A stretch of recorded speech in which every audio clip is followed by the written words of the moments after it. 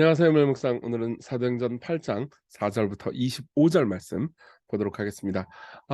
우리 봤던 거는 이제 스데반이 영광스러운 승리의 죽음을 맞았죠. 그리고 나서 이제 교회가 굉장한 위기에 빠집니다. 어쨌든 예루살렘의 사도들과 그리고 사람들에게 큰 박해가 이어졌고요. 그리고 사도들 대부분은 이제 남긴 했지만은 많은 사람들이 흩어져 버렸죠. 박해를 피해서요. 그다음 어떤 일이 벌어졌는지 한번 살펴볼게요. 그 흩어진 사람들이 두루 다니며 복음의 말씀을 전할세. 그쵸. 흩어진 사람들이 어떻게 됐느냐? 흩어진 사람들이 망했느냐? 아니요. 이 두루 다니면서 초대교회가 망한 게 아니고 원래 초대교회를 망하게 만들려고 했던 그 사람들의 작전이요. 오히려 초대교회를 더 키워버렸죠. 예. 두루 다니면서 복음의 말씀을 전했습니다. 빌립이 사마리아 성에 내려가 그리스도를 백성에게 전파하니까 무리가 빌립의 말도 듣고 행하는 표적도 보고 한 마음으로 그가 하는 말을 따릅니다. 그러니까 박해가 있는데 어떻게 돼요? 오히려 마음이 하나가 됐죠. 박해가 있으면 사람들의 마음이 찢어지고 분열할 거라고 생각했던 것 같아요. 근데 이제 빌립이 여기서 빌립은 이제 아까 우리가 이제 저번에 봤던 이 집사 중에 한 명입니다. 여기서부터 이제 사마리아 성에 내려가요. 그동안 인제 이 예루살렘에 있는 그리스도인들은 인제 이 유대 지방 내 사마리아 지방까지는 안 갔어요, 복음을 전하러. 근데 예수께서는 이제 "성령이 너에게 임하시면 유대와 사마리아 땅끝까지 이르러 내 증인이 되리라."고 말했거든요. 근데 인제 드디어 사마리아 지방에 이르러서 인제 복음을 전하기 시작하는 거죠. 이게 박해가 없었으면 이 예수님의 말씀이 이루어지지 않았을 겁니다. 오히려 그러니까 박해 때문에 더 좋은 일이 있는 거죠. 제가 성경을 설교할 때마다 항상 자주 하는 말이 있는데요. 하나님께서는요. 어떤 나쁜 일이 없었으면 절대 생기지 않을 좋은 일을 우리에게 그 나쁜 일을 사용해서 이루십니다. 그걸 항상 신뢰하시고 여러분들이 나쁜 일을 받아들일 때 약간 '이게 나쁜 일로 끝나지 않을 것이다.'라는 희망을 가질 수 있었으면 좋겠어요. 자, 어쨌든 많은 사람에게 붙었던 더러운 귀신들이 크게 소리를 지르며 나가며 많은 중풍병자가 못 걷는 사람이 나왔습니다. 그러니까 빌립이 가는 곳마다 복음을 전할 때 엄청난 일들이 일어났던 거죠. 그래서 어떻게 돼요? 그 성에 큰 기쁨이 있더라. 예. 사람들을 슬프게 만들려고 스테반을 죽였는데 오히려 사람들은 기뻐했죠. 이게 역설이에요. 복음의 역설입니다. 세상은 그리스도인들을 그리고 교회를 어떻게 할 수 없습니다. 그 성에 시몬이라 하는 사람이 전부터 있어 마술을 행하여 사마리아 백성을 놀라게 하며 자칭 큰 자라 해요. 예. 그러니까 굉장히 교만한 사람이기도 하고요. 이 사람은 되게 종교적인 사람입니다. 그래서 이 사람의 스토리를 얘기함으로써 기독교와 다른 종교가 얼마나 큰 차이가 있는지에 대해서 좀 설명을 해줄 수 있어요. 이 시몬이라는 사람은 낮은 사람부터 높은 사람까지 다 따르며 이르되 "이 사람은 크다. 일컫는 하나님의 능력이라 하더라." 이렇게 얘기합니다. 그러니까 이 사람은 일종의 이단이죠. 이 사람이 "여호와 하나님을 안 믿겠다." 이렇게 얘기한 게 아니었습니다. 예. 근데 뭔가 그러니까 신비한 마술적인 능력이 있었던 것 같고요. 그리고 사람들은 '와 저런 능력이 있는 거 보니까 대단히 크구나. 대단히 위대한 존재구나.' 그러면서 시몬이라는 사람을 높였어요. 오랫동안 그 마술에 놀랐으므로 그들이 따르더니 빌립이 하나님 나라와 및 예수 그리스도의 이름에 관하여 전도함을 그들이 믿고 남녀가 다 세례를 받으니 시몬도 믿고 세례를 받은 후에 전심으로 빌립을 따라다니며 그 나타나는 표적과 큰 능력을 보고 놀라니라. 그러니까 시몬도 이 예수 그리스도를 전하는 빌립을 따라다닙니다. 그리고 자기가 큰 자 이렇게 생각을 했잖아요. 근데 진짜 큰 능력, 진짜 능력이죠. 진짜 하나님께로부터 온 능력을 보면서 놀라죠. 그러면서 예루살렘에 있는 사도들이 사마리아도 하나님의 말씀을 받았다함을 듣고 베드로와 요한을 보내매 그들이 내려가서 그들을 위하여 사마리아 사람들을 위해서 성령 받기를 기도하니까 한 사람에게도 성령 내리신 일이 없고 주 예수의 이름으로 세례만 받았어요. 근데 이에 사도들이 안수를 하니까 성령님이 임하셔서 막 변화가 됩니다. 그러니까 시몬이 그걸 보면서 안수로 성령 받는 걸 보고 손을 들어서 이게 무슨 이렇게 사도들의 손에 어떤 능력이 있을 거라고 생각했던 것 같아요. 여러분들도 축도할 때 오해하지 말아야 되는 게 축도할 때 제가 이렇게 손을 뻗치잖아요. 이게 안수인데 일종의. 이게 무슨 뭐 손에서 레이저 뭐 이렇게 복이 나가는 거 아닙니다. 예. 복은 오직 삼일체 하나님만이 주시는 거예요. 이게 제가 주는 거 아니에요. 제가 무슨 복의 중개자 이런 거 아닙니다. 예수님만 복의 중개자세요. 근데 어쨌든 간에 그렇게 오해를 한 거죠 시몬이. 그래서 "이거 권능을 내게도 주어. 누구든지 내가 안수하는 사람은 성령을 받게 해 주세요." 이러니까는 베드로가 "네가 하나님의 선물을 돈 주고 살 줄로 생각하느냐? 네 은과 내가 함께 망할지어다. 하나님 앞에서 네 마음이 바르지 못하니 이 도에는 네가 관계도 없고 분깃될 것도 없느니라." 이렇게 얘기합니다. 보세요. 복음은요, 공짜로 주어지는 것입니다. 복음은 우리가 죄인이고 아무것도 아니라는 것을 고백할 때 하나님께서 은혜로 주시는 거거든요. 근데 이 사람은 복음의 복을 돈 주고 살 수 있을 거라고 생각합니다. 그러니까 뭐야, 자기의 공로로 살 수 있을 거라고 생각한 거죠. 이게 종교입니다. 기독교는 완전히 다른 거죠. 그러면서 뭐라 그래요?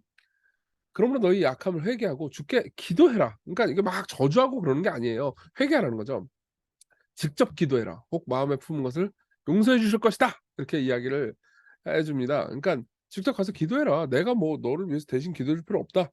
오직 유일한 중보는 누구밖에 없어요? 예수님밖에 없다. 베드로 아니에요. 내가 보니 너는 악독이 가득하며 불의의 메인 바되었도다. 그러니까 시몬이 대답합니다. 나를 위해서 주께 기도하여. 네가 직접 기도해라. 그러니까 나를 위해서 대신 기도해 주세요라고 말합니다. 그러니까 아직도 시몬은 종교적이죠. 말한 것이 하나도 내게 임하지 않게 하소서 하니라.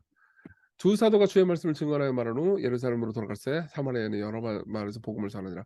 그러니까 이 에피소드를 통해서 바울이 하고 싶었던 얘기는, 이 누가가 이 사도행전에서 하고 싶었던 얘기는, 그러니까 복음은 다른 종교와 현격한 차이를 보낸다는 겁니다. 그리고 직접 하나님께 나아갈 수 있다라는 거죠.